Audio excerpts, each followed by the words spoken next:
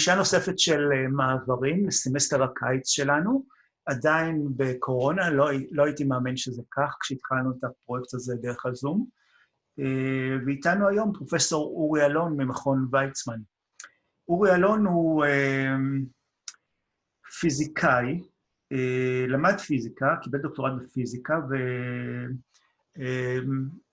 והתפתח לתחום של ביולוגיה מולקולרית, מולקולר. עשה פוסט-דוק בפרינסטון, והוא פרופסור, חזר לוויצמן כבר מ-1999. הוא אחד החלוצים בתחום של ביולוגיה של מערכות, עם יכולת לתאר את המעגלים המרכזיים של התא, מה שהוא קורא network motifs, או מוטיפים של רשתות.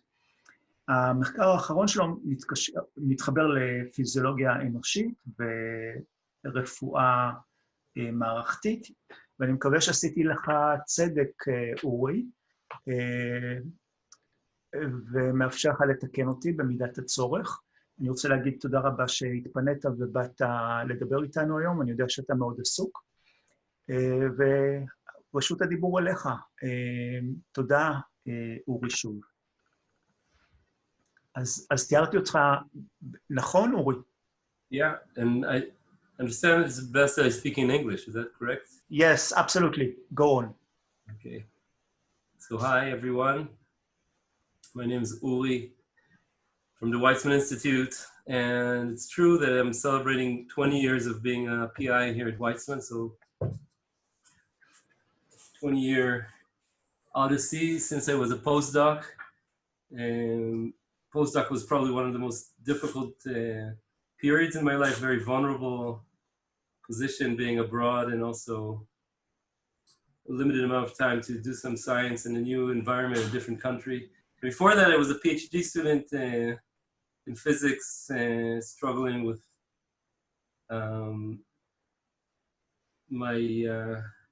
the one hand, my ambition to, to do some great science, and then I had the continual frustration of things not working. And I was unprepared for that, because when I studied my physics and my basically science education is like, here's the question, here's the answer, here's the question, here's the answer. And I didn't know that scientists can be stuck.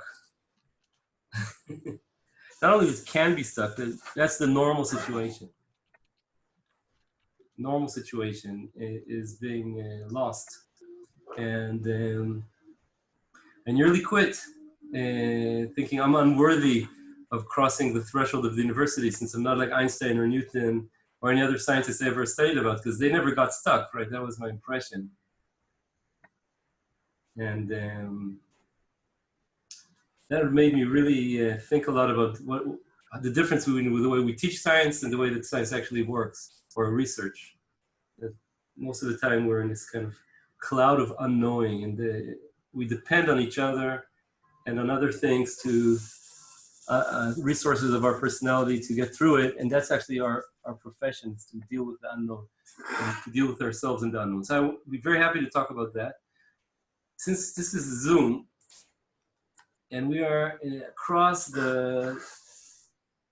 black screen here, I want to understand from you, what is your burning issue, and what do you want to what could be a good use of this time together?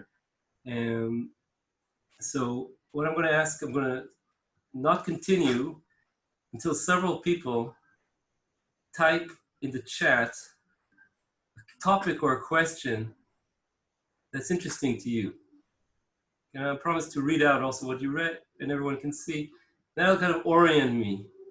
So I want to ask you to dare to tap this keyboard and chat and type some topic that's interesting for you, that's burning right now, that you think would be a good use of our time. I'm going to play some chatting music in the meantime. וואלה, את זה לא היה לנו. נו. See, I always keep a guitar in my office for moments like this. So I see I don't see a chat yet, so this is your chance to be brave and be the first to type in Lihi, imposter syndrome. Yeah, I'm starting to get some. So Lihi, thanks for writing with imposter syndrome. And Nir, האם הוראה מקוונת is online teaching the best way to teach and go forward? Let's hear some more topics.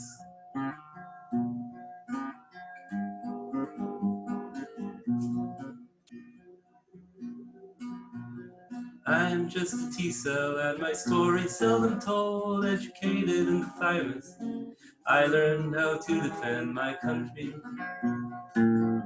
Laying low, seeking out the places where the other leukocytes go, seeking out the lymph nodes, only they will know. When I first came to the pancreas, saw a lot of beta cells secreting insulin.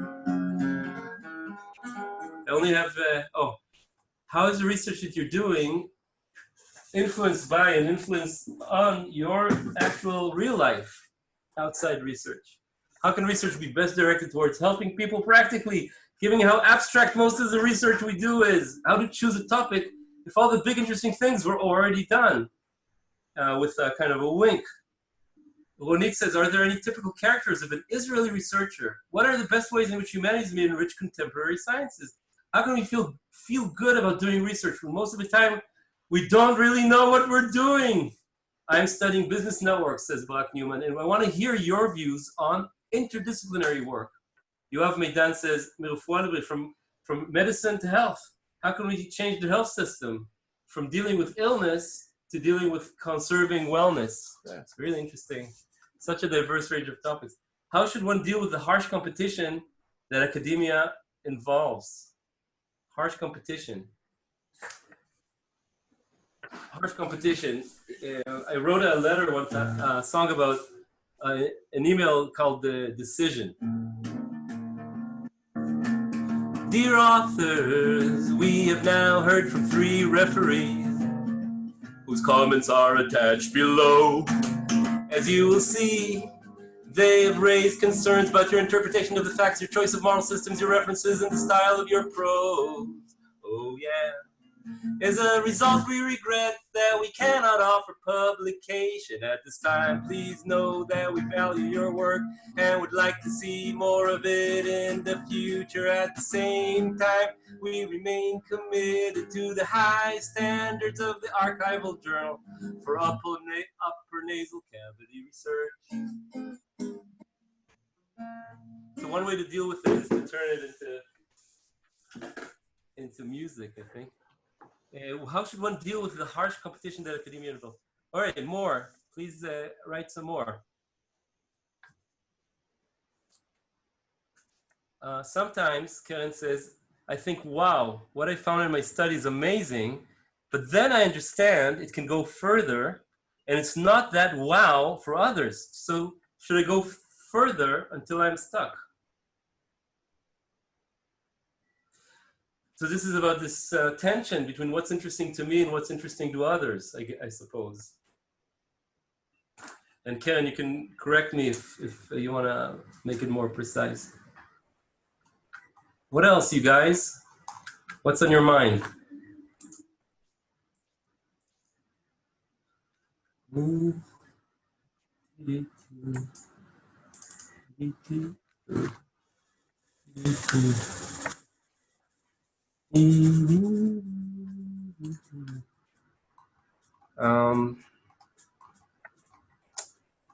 going to try to kind of interpolate between your questions. I hope so. There's another one. Yeah, Gali says, she says, give me tips for postdoc. I'm going to start soon, says she.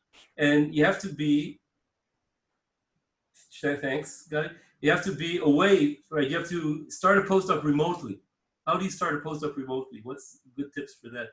And I want to say that I've started a postdoc remotely with the postdoc Uri, who's in Belgium, and we started by Zoom. So even though we had the benefit that she visited for 4 months before. So the impersonal connection with the group is already, the physical connection was already there. So this remote, so by the way, about remote, let's start. Do you notice what I'm doing now? I don't know what's it like for you, but try to compare it to a typical Zoom talk that you've had before. I want to ask you how you feel.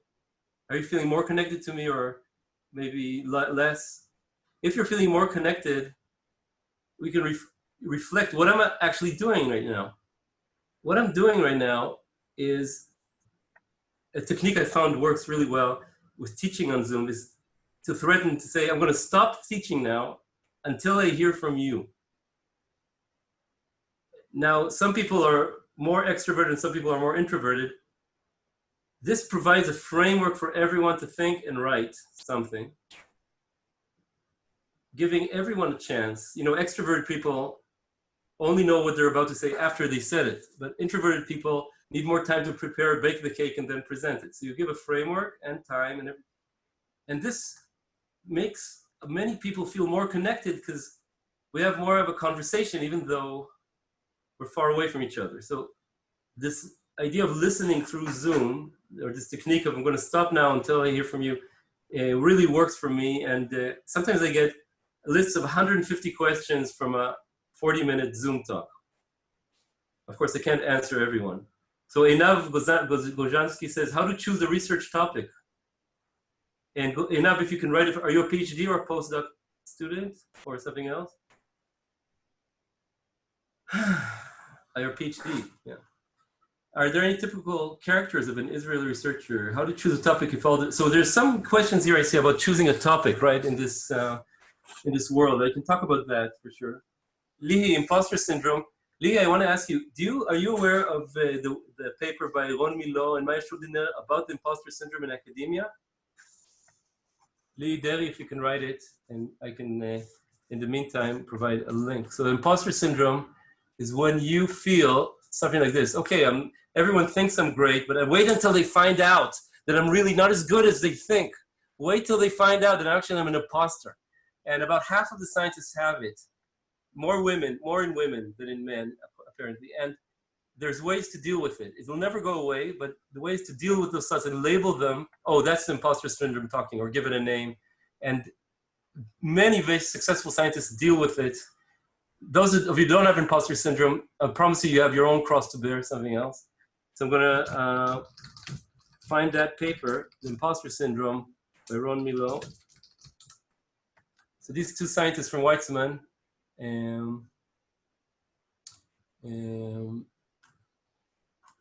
imposter syndrome. Yeah, I'm gonna paste a link to everyone here. That's a paper on the imposter syndrome. Oh, great. So Lee says she doesn't know about this paper. So Lee, and everyone else who has a friend with the imposter syndrome, check it out. Yoav Midan, has the 410 or 2.5 approach for COVID-19 been applied anywhere? That's an approach we kind of came up with for COVID-19, and I can send you a link for that. There's a whole Excel file of companies like MasterCard that adapted it, and schools and universities. Okay. So thanks everyone for this list of amazing questions, and you can keep doing it. Some of them I can't answer so much. And I want to maybe discuss a little bit about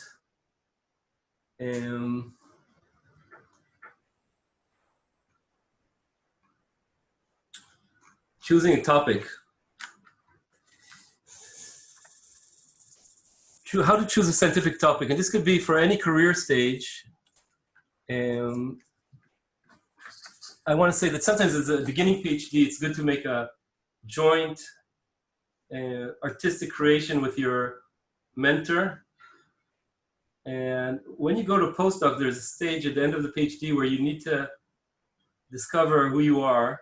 Oh, Noah says the tension between being judged based on productiveness and sometimes frustrating, slow, and convoluted nature of the research experience.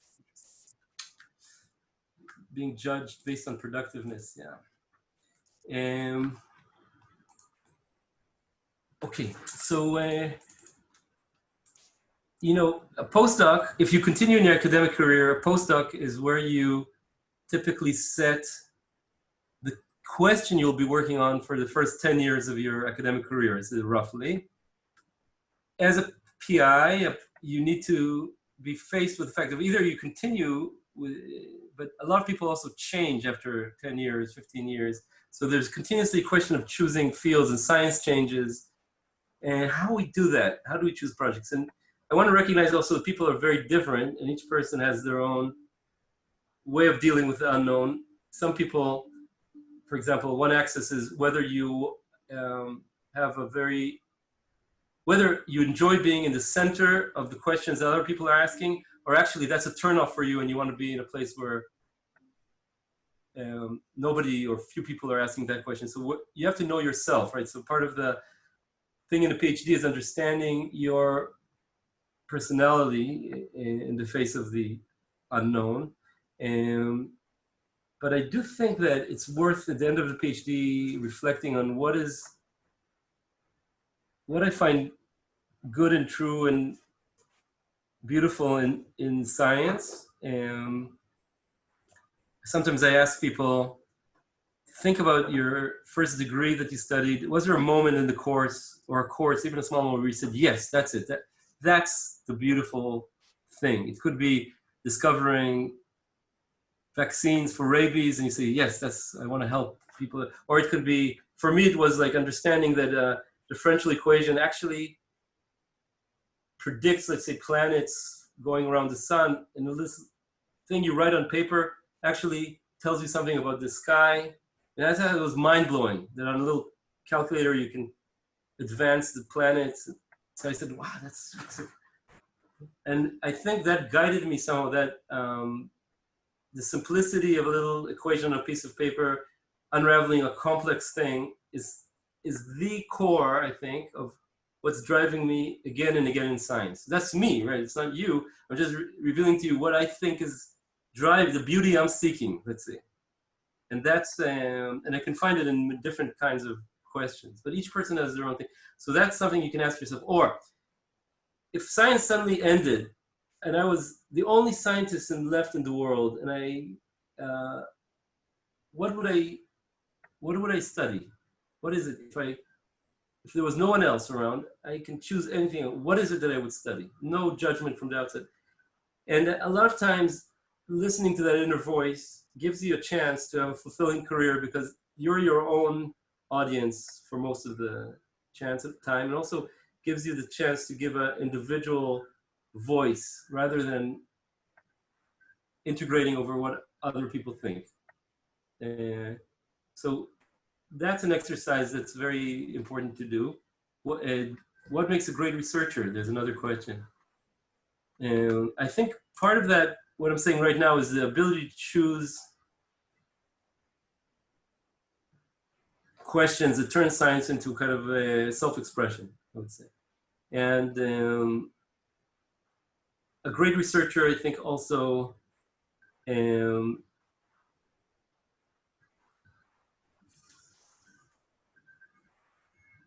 has the flexibility to listen to other people and keep adjusting their worldview so that you can adapt more to the changing situations in science. So that's like an interpersonal skill. I want to make a little drawing for you. So I'm going to share a screen. And here's a whiteboard, right? I hope, can you see it? Uri, can you go like this if you see it? I see you smiling, okay. So I'm going to draw here two axes. I'm going to talk about how to choose a project, okay? Now what I'm doing now is a kind of like a scientific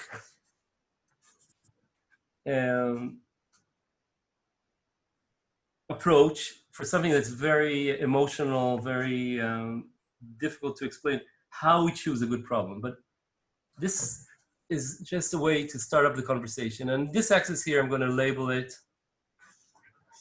how feasible. And on this axis, I'm going to label it how interesting.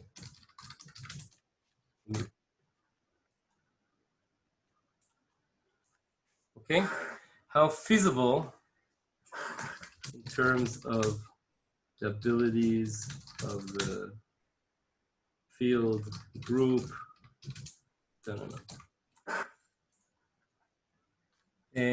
I see another question. Why and when have you left physics for exploring systems biology?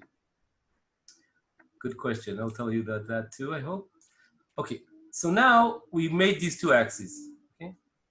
And now we start filling them up with projects. Now, when you start your PhD or you start your project or your postdoc or you start your new group, a lot of times you have this drive to be productive. We heard about that, right? I need to be productive. I'm judged for productivity. And that's a drive to start choosing something as quickly as possible. Hurry up. Take the first idea.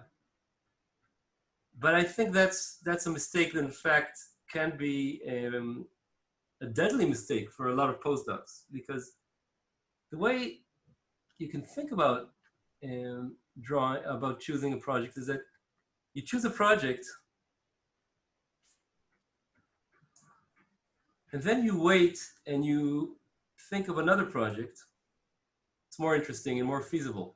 And maybe there's also a project that's not so interesting but very feasible. There's another project here, right? Let's imagine you can even draw these axes, right? Interesting is an emotional question. Feasible, you need to predict. But I want you to look at what's happening. Yes, one way to think about it is that if there's a project here, this project here, and there's another project which is more interesting and more feasible, it's better, we can erase this project. Do you agree with me? That this project is more interesting and more feasible. And also this project here, maybe, well, this project, maybe it's like, okay. And what we end up with, so we think, the first projects we think about a lot of times are here, and here. And by the way, I want to highlight this project here, this project. Notice how hard it is. It's really not feasible. Sometimes people confuse difficult with interesting. Okay? So they think, oh, it's difficult. But in the end, it turns out to be also not very interesting. So it's very confusing, this axis. So we just mark off, we destruct all these projects here. And we end up with this front here.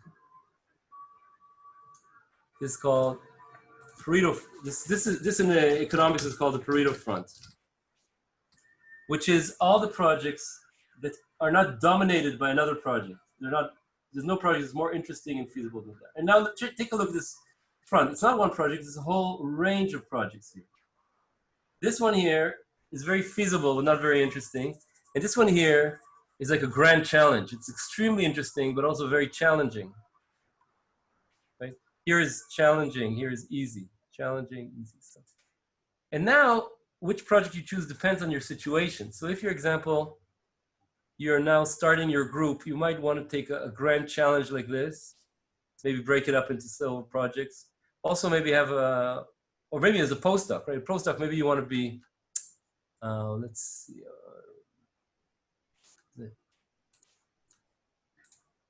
Maybe as a postdoc, this is a good one. And maybe you want a second project that's like this. Just make sure you'll be able to carry it off or something like that. You see what I'm saying? So you can, it's just a guide to help you distribute your risks and I think the bottom line is spend time on choosing a project. Because you need time to come up with, so when I have a postdoc in my group, I say, there's a rule, 3 months, you're not allowed to commit to a project, to touch the experimental apparatus, except for like playing around with it. Because once you commit to a project, it's going to be 2 years till it's over. So after 3 months, I'd like to see 2 well-planned kind of proposals at least, so we can choose between them. spend time choosing a project. And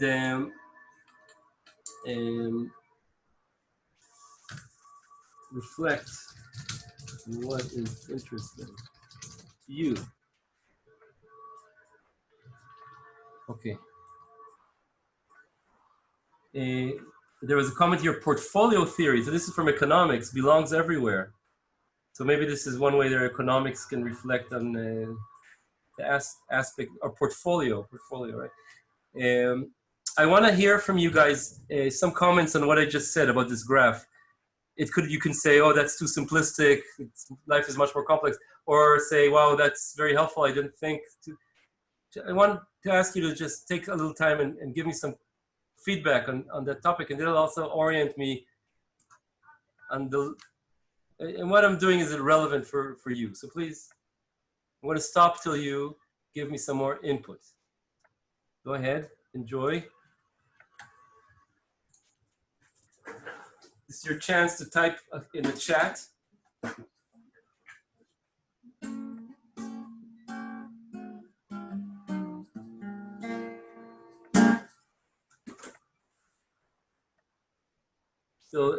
Still no chat, no response. Who's going to be brave and help us to continue by giving me some feedback?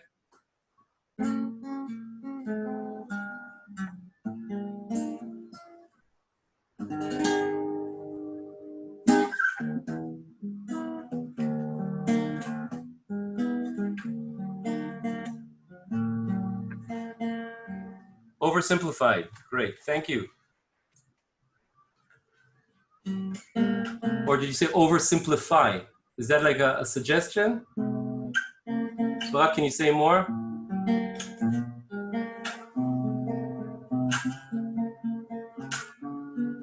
Missing the time dimension. Okay, thank you. So Noah says, ideas take time to emerge, and so you don't necessarily start knowing where the dots are and what is interesting changes. So true. More, please. I want to say something about the time dimension. Feasibility is thinking about how long it'll take, and beginning estimates, usually you need to triple them because we think that things are going to be easier than they actually are. That's our tendency. So there's a lot of forecasting error on the y-axis.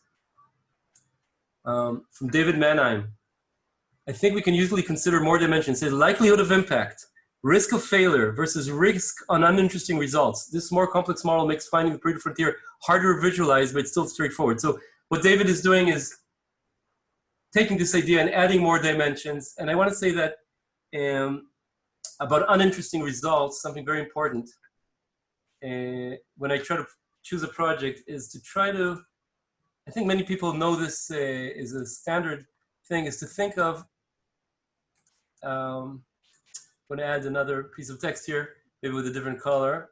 Yeah, let's use Zoom. If we're Zoom, let's use the colors, right? If we're stuck with Zoom, at least we can explore these kind of gorgeous colors. So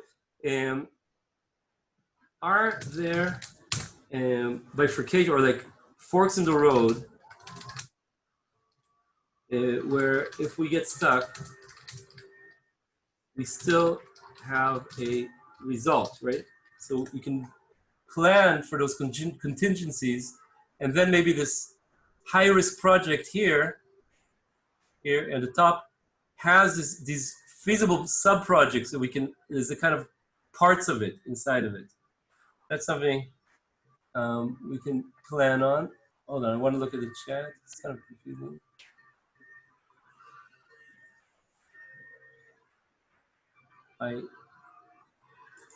I've lost control of the ship.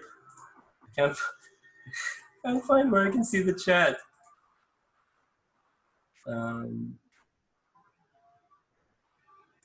Chat, yeah, found it. Okay.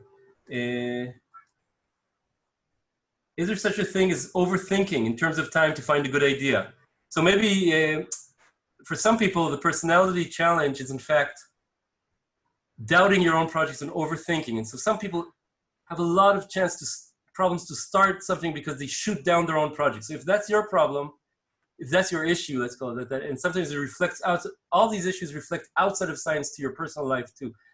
PhD, postdoc could be a great opportunity to work on that, on whatever part of your personality has friction with the world, and in particular in the protected area of science, it's a great arena for personal growth. So there could be overthinking, definitely. But for most people, I think there is in fact, in postdocs especially, a rushing that's there. So, but it could be overthinking. Ramat hasikun, risk is a major consideration in any career stage, especially in early career stages. A person with tenure could take more chances than a postdoc. I'm just reading a comment here. But with no risk, there's no gain. Therefore, the recommendation is to split projects into small ones. You see, there's different ways to think about it. When I switched from physics to biology, I was really scared because in that time, I wasn't aware of anyone who went from physics to biology. Of course, there were, it's just I wasn't aware of it. And one professor, Elisha Moses, said something to me that was life-changing. He said, I don't think he even remembers it, but he said, you know, Uli, the bigger the risk, the bigger the chance for success. Of course, the question is what kind of risk? I don't mean jumping off the roof, but what he taught me is in fact that we have we have to know the difference between a red light and a yellow light. A red light is like jumping over the roof. A yellow light is a kind of anxiety that if you go through it, you grow. It's like the anxiety before you give a talk. If you actually do give the talk and give a lot of talks, you find more confidence. And that comment helped me. So the question is what kind of risk it is. And sometimes those risks is a doorway to growth. Two new messages. I wonder whether it's possible to add the productivity dimension. I mean, how much impact will the project deliver? Good point. So maybe this interesting axis, maybe we need more axes. Maybe this interesting axis should be important to the field, important to another field. So sometimes a project that's not very interesting to me might be really interesting for another field, and it's rising to here. See that? Or if I like this project, I can spend my time thinking, how can I make it more feasible? How can I make the collaboration? What do I need to learn, et cetera, to make it more feasible? So so what am I doing now? I'm using this graphic concept. I hope that I'm explaining it clearly enough to help us just visualize some quite simple concepts.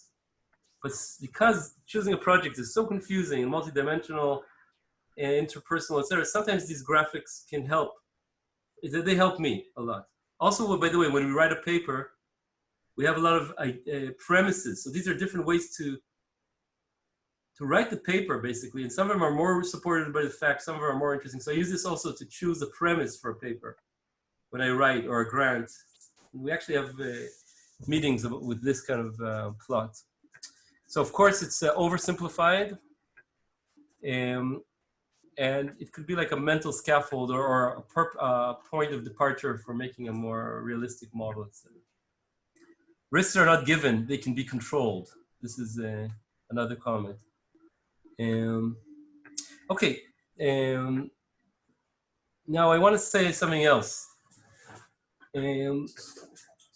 I wouldn't be here talking to you, I wouldn't be a professor if it wasn't for Mike Surratt. So Mike Surratt, when I started my postdoc, I switched from physics to biology. Somebody asked why I switched from physics to biology. So at the end of my physics PhD, I felt that the remaining problems in physics were very hard for me, and also had to do mostly with the cosmos or invisible things. And I wanted to work on the scale of, intuitive scale of things that I could visualize and understand. So I started looking for other fields, and a friend gave me a textbook on molecular biology. It's a random textbook. It's called Biotechnology, Recombinant DNA Technology. It doesn't matter. And I started reading about DNA and protein and stuff. And it's like, this is matter that's dancing, and it's making these amazing, building things and dissolving on its own. And I just had to work on it. I fell in love with it, and I thought there were new laws of nature there, and But then I was scared to switch, and I asked a lot of people. By the way, another thing when you're choosing a project, ask many, many people about potential mentors. You can choose not a project, but a person. Who are physicists who work in biology? And they all told me about Stan Leibler. And I found this one person who has made this transition before, and luckily accepted me for a postdoc. Here I am now in a new lab, in a new country. I don't have any idea. I'm also a theorist. I switched to experiment. I don't know anything. I don't know anything. I feel like a beginner again. And then Mike Surratt steps in. He made me feel like no question is stupid. He cared for me and helped me, even though he didn't have to. He wasn't my mentor. He wasn't my, he wasn't responsible for me. But without him, I just wouldn't have made it. So I want to sing about Mike Surratt, and I want to ask you, if you have someone like that in your life, in your scientific life, to consider to think about them. So the music is by Leonard Cohen. Mike is from Canada, also Leonard Cohen is Canadian. Mike takes you down to a place by the centrifuges. It's your first day in the lab, and you don't know what a centrifuge is, and he hands you precious flasks, and you drop them, and they shatter, and you look at him quite meekly, but he says it doesn't matter, they were only the controls. And he gives you of his buffers, and he gives you of his strains, and you wish you had his genome, or at least you had his brain.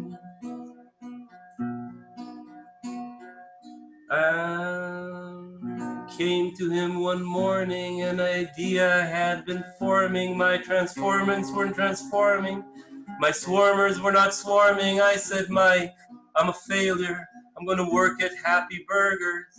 I think I'm quitting science, but he says, now don't be hasty. You see, science like the cafeteria, sometimes nasty, sometimes tasty. And he soothes you so discreetly, and you trust in him completely, and your mind, it has been freed, and you know that somewhere something will succeed. Now Mike is packing his papers in a folder. There's a knapsack on his shoulder. His pipette is in its holder, and as he leaves the floor, the shakers all stop shaking. The autoclave runs dry, and the columns all stop baking. It'll never be the same. And you know that you must keep him, or at least that you must clone him, and you know that you will miss him, and you know that you will phone him all the time. Mike takes you down. So if you have someone like that, it doesn't have to be your mentor, I'd appreciate if you type their name in the chat.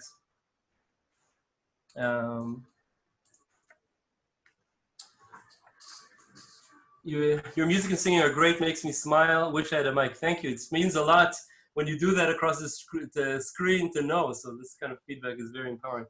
Amir Ashur, Barak Newman says, and Barak, can you write, Amir, what was he, a PhD student, a postdoc, of someone from a different lab? And while Barak writes that, Niro Had says, part of the ability to break boundaries is the ability to combine disciplines and work together. And that's true. One has the hammer, the other have the nail. What's easy in one realm could be groundbreaking in another. So, but it takes time to learn how to talk to each other. So that's, again, this listening thing. Amir Ashur, so he is, Amir Ashur, I don't know how to translate that. He's a philologist, and that helped Barak Newman, I suppose wasn't your mentor, but was. So these emotional links, like Mike Surratt, are very important in academia. It's a network of friendships or caring for each other, in my opinion, are crucial. And I want to say that what enabled me to succeed, I think, was to also consider, along with these axes we're talking about here, another axis, which is, do I have someone to talk to? So, you know, you can't do science in isolation.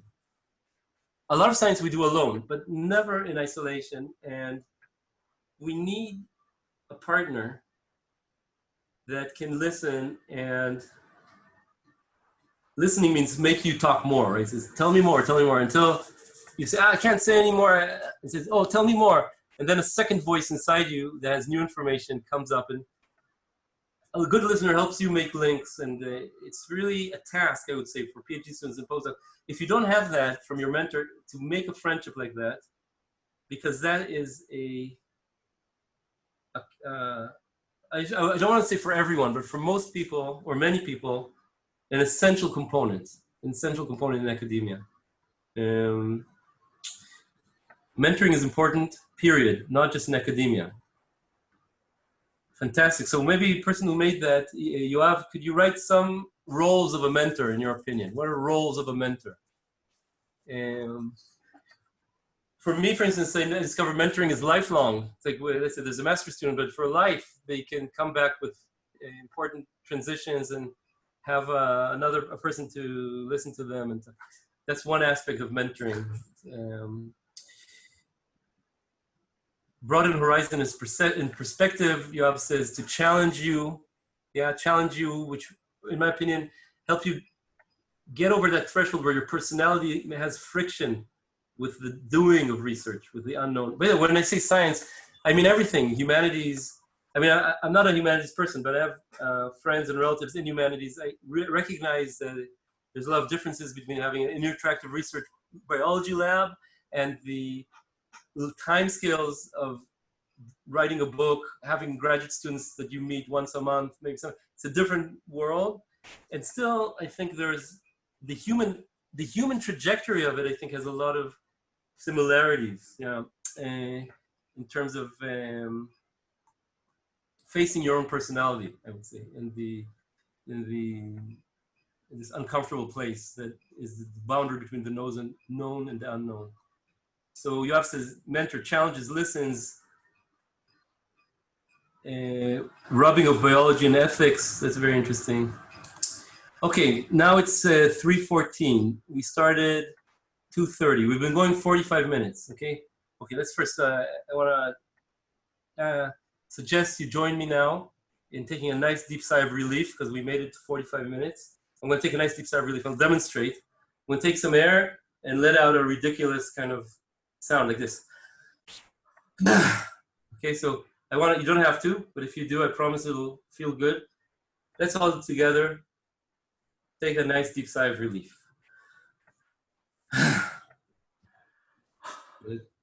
I even heard someone. I do that, by the way, also when I teach. In Zoom, I offer people the right, they don't have to, of course, to do that. And after a while, we take these sighs of relief together, and that's another like connecting thing. So I feel kind of successful. I feel successfully connected. 45 minutes, 45 minutes for Qigong. Oh, sorry, that was private. Somebody said, didn't notice that. All right, listen. Let's see where we take this. How we bring this puppy home. Okay, what else? What else is important for us? So this is, I'm going to ask you also to write things. What else is important that I didn't touch on? The harsh competition that academia involves. I talked about interdisciplinary work. Typical characters of an Israeli researcher. Okay, I want to share with you something I never talked about before. So this is like a prime time. Bach says, Atnachta Muzikali. Thank you, so nice to you. That I'm playing to some people who want to hear more. I want to say that there are types of researchers, but of course not only Israeli, I think it's universal. I sometimes call it the 9 reasons why researchers get stuck. And each one is a different personality type. I didn't invent these personality types. I read about them somewhere, but of course this is more tongue-in-cheek. But as a mentor, it sometimes helps me identify core issues with a student, and then I can offer them, not everybody wants to do that, to use the PhD or the postdoc as additional training on that particular friction. So let me share it with you. Okay, are you ready?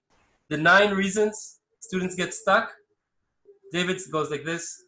Sure. I wanna somehow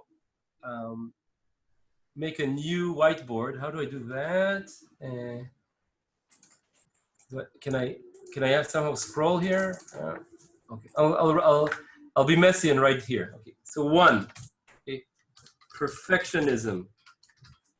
What is perfectionism? Some people think it's a good thing. For psychologists, perfectionism means paralyzing fear of failure about something that you care about. If you're procrastinating because there's still something to improve, and then there's more something to improve, then you are, just like the imposter syndrome, you have, I'm not saying it's the same thing, you have this voice and you need to deal with it, maybe together with your mentor, to dare to publish 80%, not 100%. 2, okay, ready? Can I continue? I'm going to do it quickly, yeah? So each thing is, of course, is an oversimplification. But still, I think even the oversimplification deserves to be written down on a whiteboard. So 2 is help other.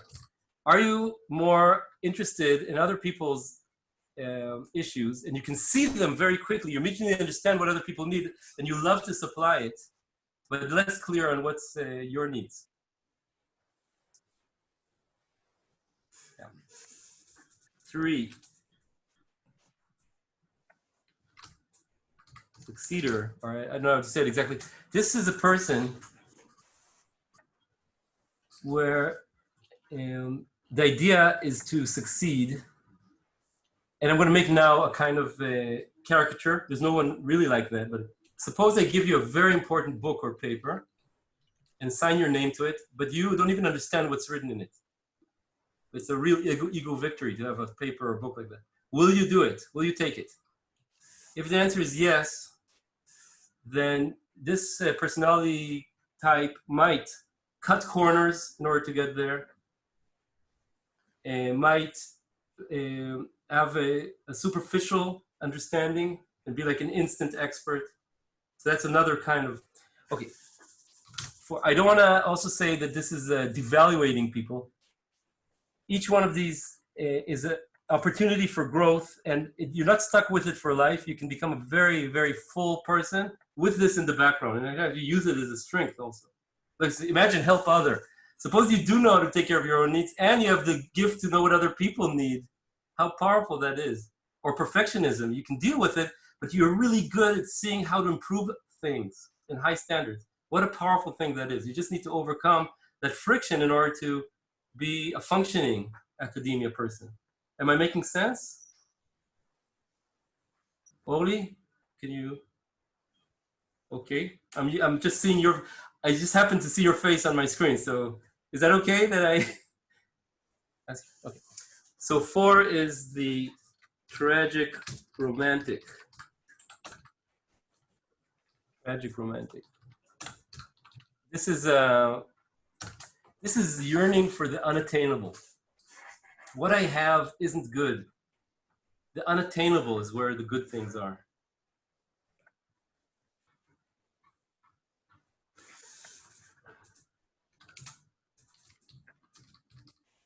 I don't know.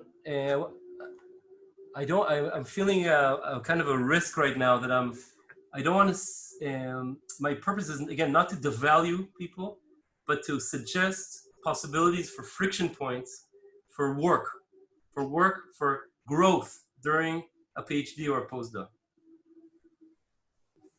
I don't want to devalue, say, or label a person, oh, look, but rather to recognize that it's a pattern. Beneath that pattern is a possibility to become a very full, mature, productive person, to just go beyond that friction point.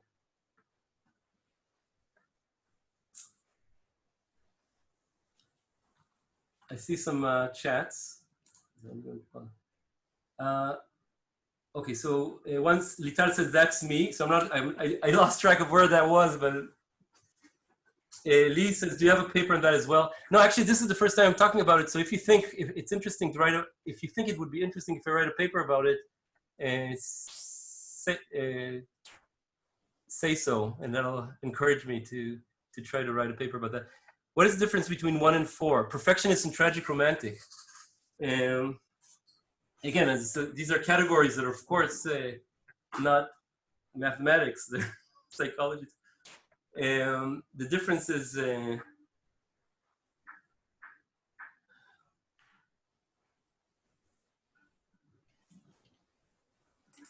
it's a kind of an essence thing. Is it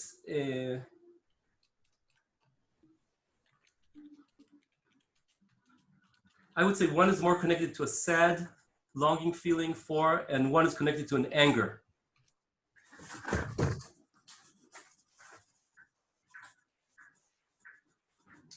I have to think about that because it could be confusing. I have to think more about that. I think it is good stuff for a paper, Lee says. Agree, we need it in writing, says David. By the way, if you don't agree, you can say something, Uri, this is dangerous stuff. It should be in Gnizat Kahir, right away, okay? Not, okay, waiting for Amir Ashur to unearth it in 700 years. Oh, maybe the perfectionist believes that it'll get there, and romantic believes it'll never get there. That's very interesting. So this is like maybe we're starting a kind of conversation. We can, all right. So I'm gonna try to, I'm attempting now to go, okay. Observer is a person that being with other people takes energy. And so you want to be alone more, and interactions with other people are very taxing. Observer loves interactions by email more than face-to-face, and also maybe avoiding conflict. And that is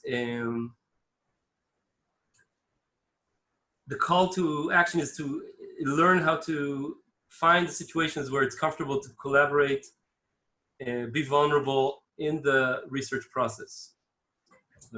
6 is the devil's advocate. I mentioned this one before, shooting down your own projects, seeing where danger spots are. It's different from perfectionist, which is always improving. This is not even starting because this is going to start. Devil's advocate is very important to have in a group because it can tell you where danger is, but you have to have the faith to go into a project, if you're a devil's advocate, to build the faith.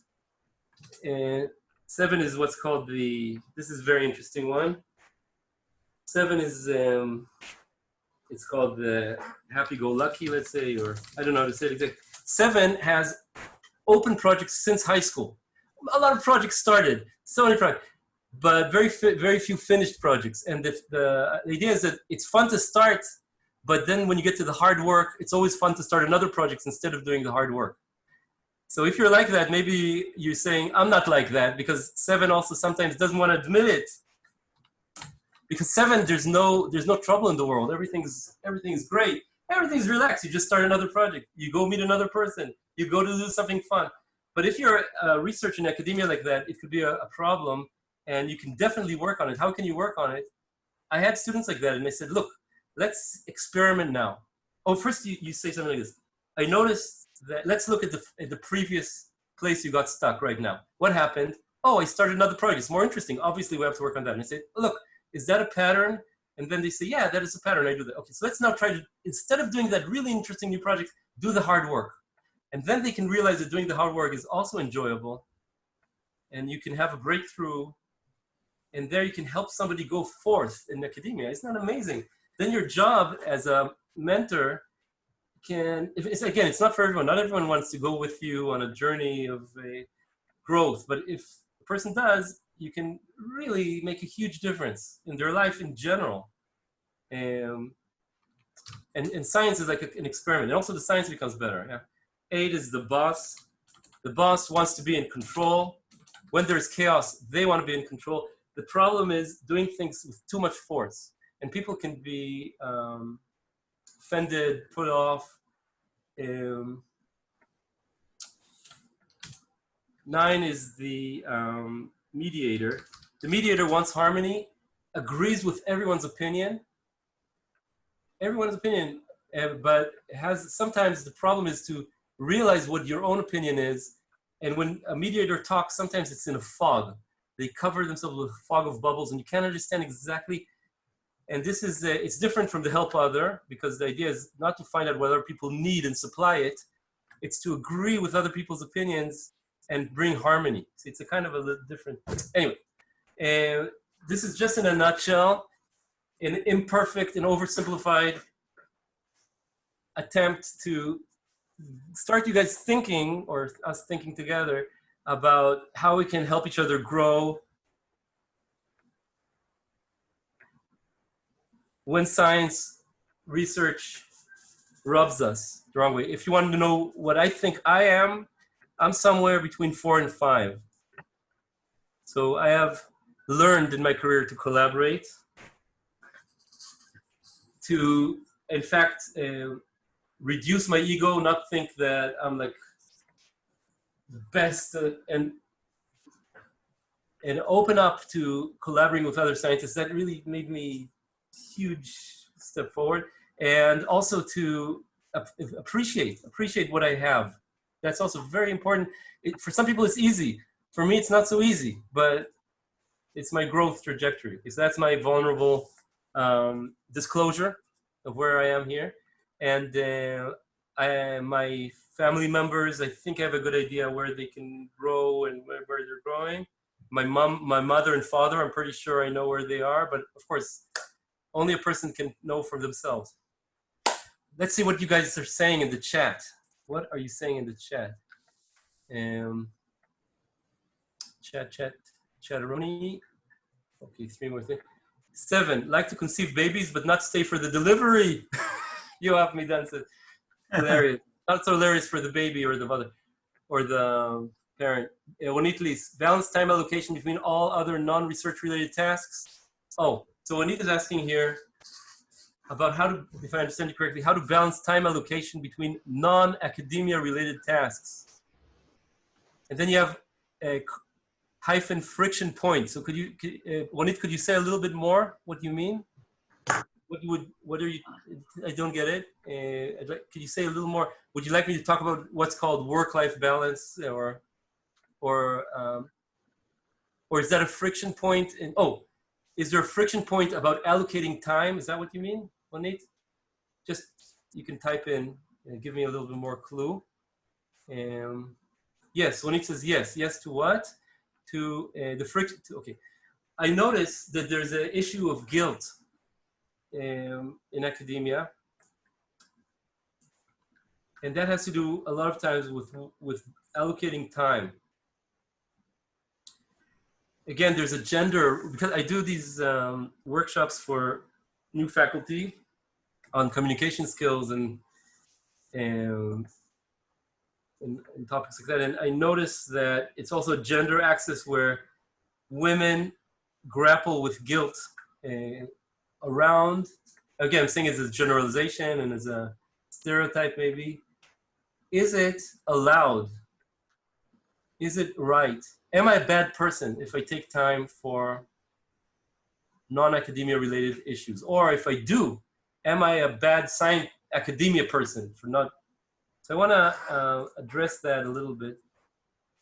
What is guilt? And that's another interesting thing. So this talk is turning into the interface between personality and academia and our growth trajectory, right? So a topic dear to my heart. Okay, so look.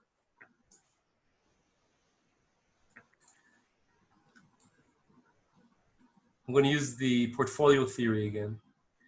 Guilt in psychology, sometimes conceptualized as a gap between my ideal self-image, how I'd like to think of myself, or maybe my deep belief of how I am, and how I really am. So if I believe that I'm 100% devoted academia person and 100% devoted spouse, son, daughter, father, mother, those two ideas can't realistically be true. because we only have a finite amount of time. I can't spend 148 hours a week on academia and 148 hours a week with my kids, for example. Because there's only 148 hours a week or whatever, 24 times 7 is 140, 20 times 7 is 140, and 8 times 7 is 56, right? So it's 196 hours a week, am I right?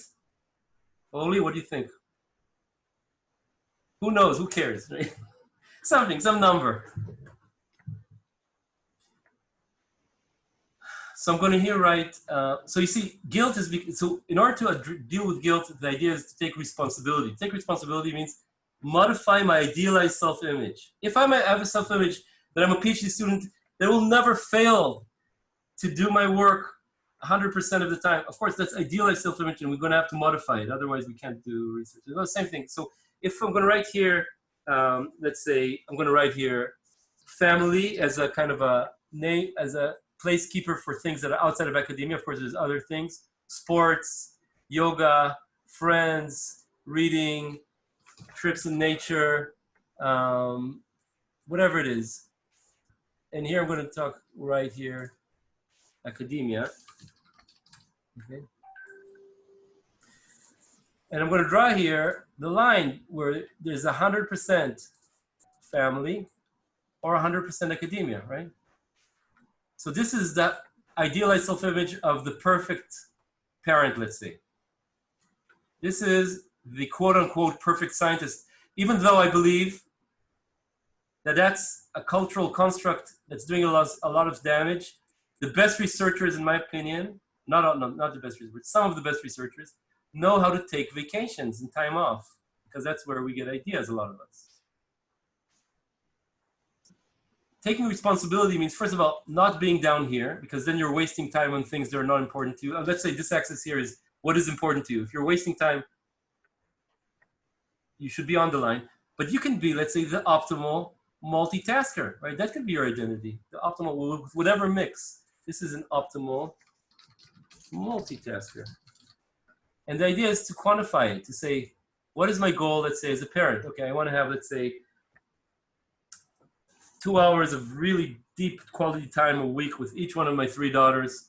If I quantify it, then I can relieve also my guilt feelings, because otherwise there's no limit. Tragic romantic, right? There's no limit. Oh, look at Tony Fuderman next door. Look how much time he's spending. Oh, the neighbor's grass is always greener. No. Okay. But if you take responsibility, quantify how much time you are going to spend, how many papers you're going to review, how many, you can define for yourself more and more your optimal role. Any point on this line is equally optimal, by the way. Maybe take away things that keep you below this line, like get rid of maybe some relationships that are not so successful for you, or some things that are time wastes for you, and deal with allocation of resources between academia. Okay. 168, Oli said, so thanks very much.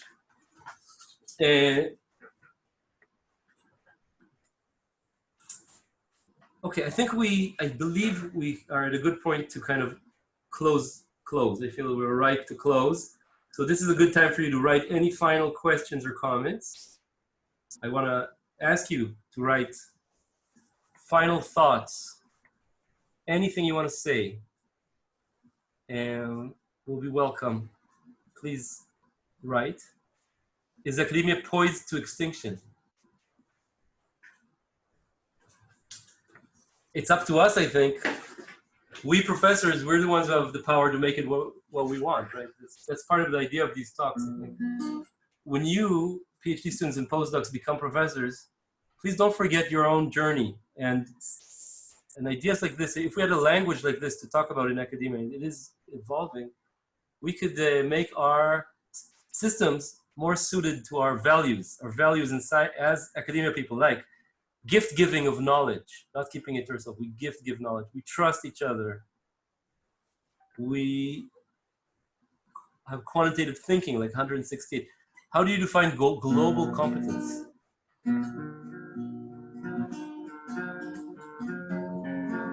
Ron, I bring it back to you. How do you define global competence?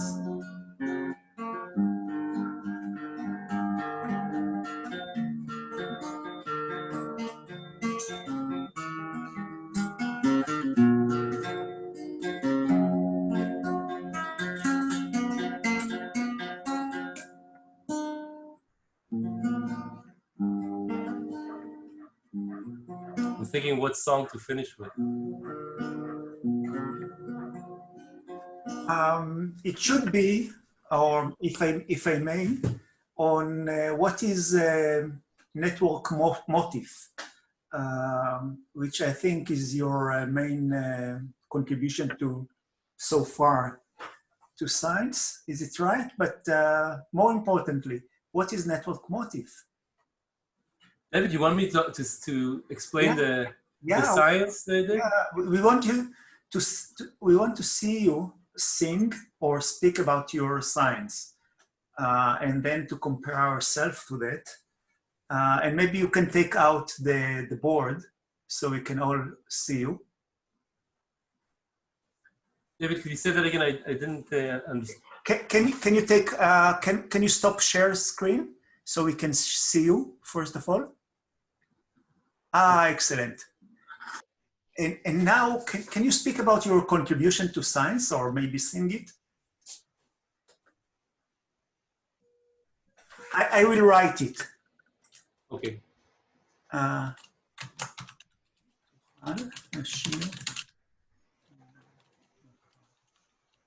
Oh, how do I? במיוחד המושג של מוטיף. What are good motifs for research? Not to connect. לא, לרשתות. Oh yeah. Okay, I'm going to write down some links here for stuff I wrote.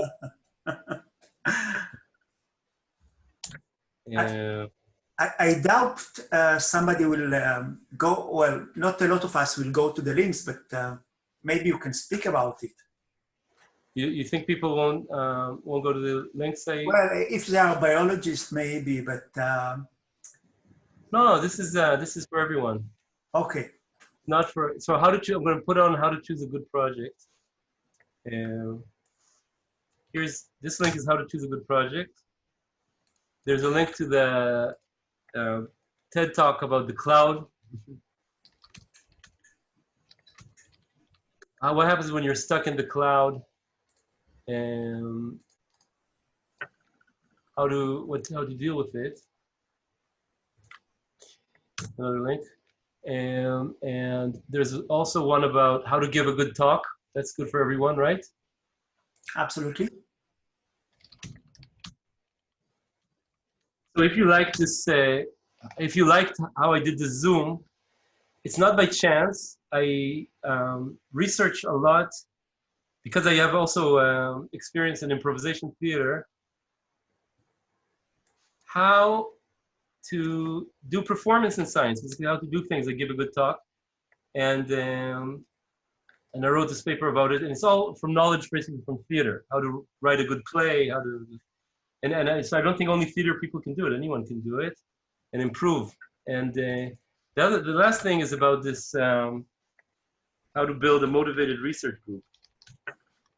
That's also something very important, I think, and that has to do with motivations. And I think also very important for students to read. What if you're feeling unmotivated? How to analyze that unmotivation, this lack of motivation, how to do something about it. Taking knowledge from social sciences, from social sciences, basically what's called self-determination theory in psychology, and applying it to academia. And all these are gifts for you to read if you're interested. So I just put those links on the chat. So if you want to copy them into your, and that'll give you, and David, when I came into, I'm going to answer your question about network motifs. And when I came into biology, it was after several decades of discovering a lot of important molecules in our body, thousands of important molecules that are related to cancer and growth, etc., and how they talk to each other chemically. And there was these huge diagrams of which molecule interacts with which molecule. So little dots and arrows like that. And it became very confusing, and people became frustrated because those huge clouds of arrows seemed very far from actually what the cells do, the miraculous thing the body does. So it was too much information. And what I did was discover that in fact these large interaction networks were built from recurring little shapes, like little triangles, specific ways that molecules talk to each other that repeat over and over again, like motifs in a wallpaper. That's why we call it network motifs. So this is a metaphor for a complicated network, but still with a simple pattern inside it. The metaphors are very important for how science works. And there were several of those, and they found in all kinds of living cells. And each one is like a little circuit that does something interesting that you can understand. And together, these little circuits build up the complicated machinery, let's say the brain of the cell. So there was a contribution of finding the simple elements, building blocks of what otherwise could be incomprehensible. And scientists have gone on to use these to not only understand cells in a powerful way, but also to build new circuits inside cells to help our cells do things like destroy cancer cells or deal with disease states, so like new logic inside cells. Excellent. Did that answer your question? Amazing, amazing. So, by the way, the way I did that right now also isn't random. I tried to connect to the gap, what wasn't known, and then what I did, and then how it connects back to the big questions. Again, that's like a little conceptualization of how to talk about research. Okay, so I want to thank everyone. It's now, and we're going to end 15 minutes early, so you get 15 minutes of time and to do whatever you want. I want to thank you for your comments. I'm sorry I didn't get to answer everyone, and I hope those links are useful. And David, I want to thank you for setting up this opportunity for discussion, which I enjoyed very much. And I wish you growth in academia or not, right? Do a PhD, you practice how to grow in the unknown. You can take that and do something very useful in the world. 21st century, all the simple questions have already been automated. The important questions are in the cloud of unknowing, and you as graduate students, after PhD, know how to deal with your personality in the unknown, and you can be very powerful outside of academia too. So not only a tunnel vision of only academia is success. Success is using the values of science in your personal growth to do something that matters to you and to others. Thank you, and bye-bye. Thank you very much, Uri. It was a pleasure to get to know you, and we benefited a lot from this discussion. We'll take time to look at the links, and I hope to have the opportunity to host you again in the near future. Many, many thanks, and it was a pleasure again. Thank you all for the participants, and we'll continue to be in touch via the email list. Bye-bye.